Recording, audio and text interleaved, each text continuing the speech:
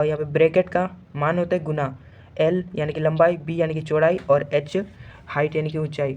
R pi का मान होता है, आपको मैं बता दूं यहाँ पे 22/7 22/7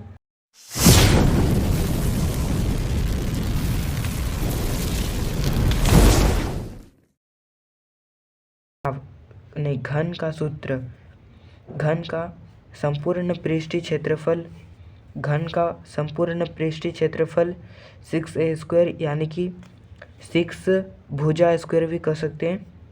अब देखिए, घन के वक्र पृष्ठीय क्षेत्रफल, घन के वक्र पृष्ठीय क्षेत्रफल 4 × a², 4 × a² यानी कि 4 × भुजा स्क्वायर भी कह सकते हैं। अब देखिए, घन का विकर्ण, घन का विकर्ण अगर निकालना हो तो ये वाला सूत्र लगाएंगे, √3 × भुजा यानी कि भुजा में आप ए भी लिख सकते हैं। घन का आयतन, घन का आयतन AQ, भुजा Q भी कह सकते हैं। चलिए यहाँ पे आप देखिए, घन का परिमाप, घन का परिमाप निकालने के लिए अगर भुजा को हम लोग 12 से गुना कर देंगे तो घन का परिमाप निकल जाएगा। अगला यहाँ पे आप देख सकते हैं घनाभ का सूत्र, यहाँ पे जितने भी घनाभ के महत्वपूर्ण सूत्र हैं सभी के सूत्र यहाँ पे दिए हैं। घनाभ के संपूर्ण पृष्ठीय क्षेत्रफल, घनाभ के संपूर्ण पृष्ठीय क्षेत्रफल 2 ब्रैकेट LB + BH + HL, 2 यहाँ पे ब्रैकेट का मान होता है गुना L यानी कि लंबाई, B यानी कि चौड़ाई और H हाइट यानी कि ऊंचाई। घनाभ के वक्र पृष्ठीय क्षेत्रफल, घनाभ के वक्र पृष्ठीय क्षेत्रफल 2 × H ब्रैकेट L + B।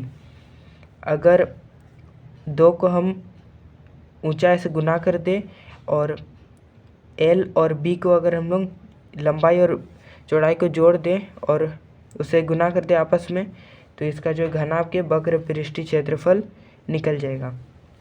देखिए, घनाभ का आयतन, घनाभ का आयतन L × B × H, लंबाई गुने चौड़ाई गुने ऊंचाई। घनाभ का परिमाप, घनाभ का परिमाप 4 ब्रैकेट L + B + H। आगे देखिए, घनाभ का वक्र नहीं, घनाभ का विकर्ण, घनाभ का विकर्ण √L² + B² + H²। अब देखिए शंकु का, शंकु का सूत्र, यहाँ पे शंकु का संपूर्ण क्षेत्रफल होता है pi bracket L + R, L + R। Pi का मान होता है, आपको मैं बता दूं यहाँ पे 22/7, 22/7 पाई का मान होता है। अब चलिए, शंकु का वक्र पृष्ठीय क्षेत्रफल πr/L, πr/L। शंकु की तिर्यक ऊंचाई L² - R²। शंकु का आयतन 1/3 πr² H,